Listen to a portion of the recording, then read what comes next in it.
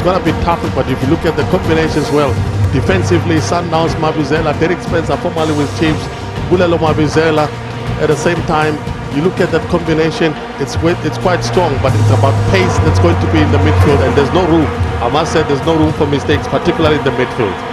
Well, the two teams walk out to a wall of sound here at Kings Park on the yellow carpet of honor and out onto the pitch to be greeted by their fans. Kaizer Chiefs supporters in the vast majority here tonight, but Sundowns do have their fans away to the left-hand side, trying to match the Amakosi supporters for noise. Daniel Bennett takes charge of tonight's game. It's his 6th cup final. Enoch Molefe from Bloemfontein, who's headed to the World Cup, is his assistant. Toko Malebo, also from Bloemfontein. Bennett, the school teacher. Molefe, the school teacher. And Malebo, a man who fixes errant elevators. Certainly the school teacher. Molefe, the school teacher. And Malebo, a man who fixes errant elevators. Certainly a top-class combination for tonight's game. Jonas and Slaupo is the 4th official for this evening's game. It is the 8th cup final between these two teams, excluding, of course, the charity spectators. Chiefs have won them all. Sundowns line up now. 3 changes from their last game, an away win against Bloemfontein Celtic more than 3 weeks ago. In comes Akuna, Chabangu and Mbusuma. Out goes Fanyana, Dladla, Vilakazi and Ngwenya. Siposiso Zuma failed a late fitness test, and of course Robin Johannes is still out of contention. He serves the last of a 2-match suspension here this evening.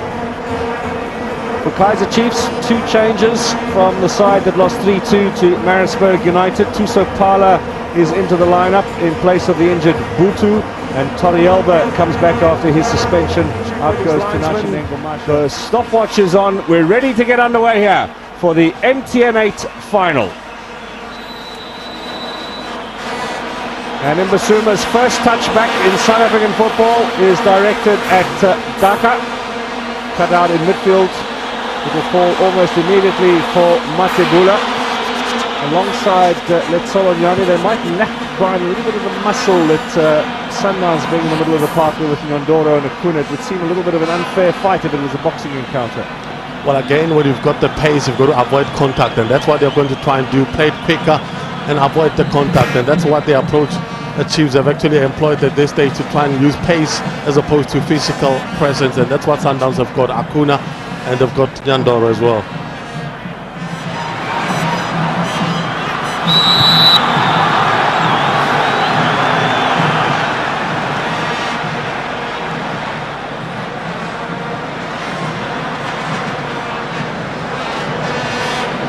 Pairing, they share the same date of birth, the 15th of April. Ohio is 4 years older than Corte.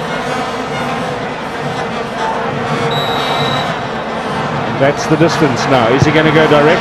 Or 32 meters? Almost! Just over the top. Flag was up for offside. Derek Spencer, what a goal that would have been against his former club. It would have been a great goal. It is a difficult ball, and that's the type of innovation that we want to see, particularly with the set pieces. If you look at this ball, it's an in-swing, difficult for defenders to hit, but he got there in front of Jonathan Corte, managed to get a header out of it, hits the crossbar, and the goalkeeper had no chance. Pity it was on offside, but again, it's a warning to Chiefs defense. Now with Matebula.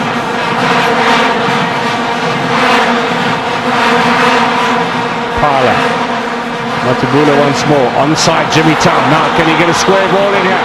You can see the Kaizer Chiefs feminine anticipation of the goal there. So Trot Molotto, he's a man with some success in nighttime cup finals. Brian, let's see if you can remember this. 1996, he was coach of Umtata Bushbucks. They won in Welkom in midweek against Free State Stars, the old Coca-Cola Cup. And in 1986, the famous Sundowns Cosmos Mainstay Cup final, he was in the squad there, didn't play in that match, but here is Dladla, and here is an opportunity squandered. Now, how did they miss that? I've seen him score a goal in a similar area just as Zaza. He needed to make a decision whether he goes for glory himself, but look at this quality cross, and the run was well timed. He brought it down, chose to play it. He hit it a little bit hard there as well.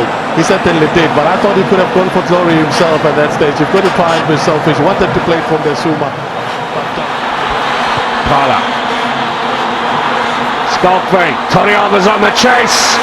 Well, he was looking to get around Mabizela, who perhaps just lost Toriyama for a minute or a second or two there, I should say. Well, he certainly did, but you've got to look at the quality of the ball that was played. It was always going to be difficult for Toriyama to make contact with the ball because that allowed Brian Malloy to close the angle quicker.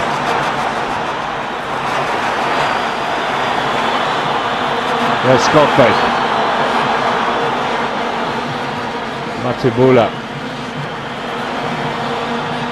Tao joining the attack. Shabalala. Jimmy Tao.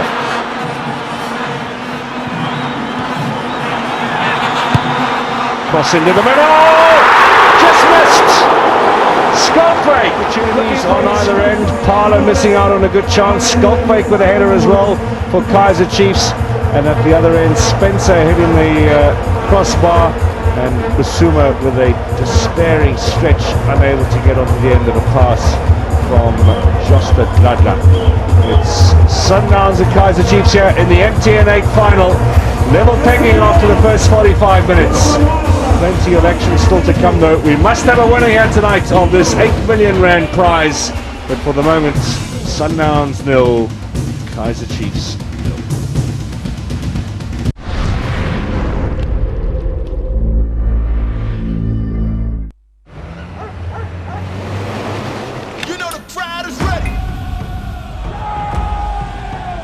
Okay, we've got to go live now. Everyone tuning in to Supersport. Welcome all over the world.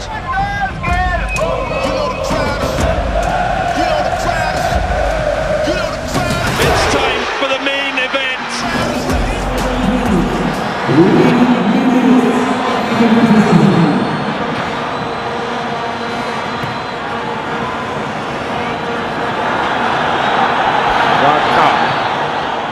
Cross in.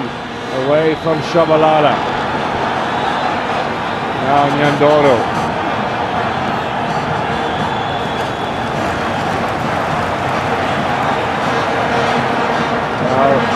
Unbelievable chance missed.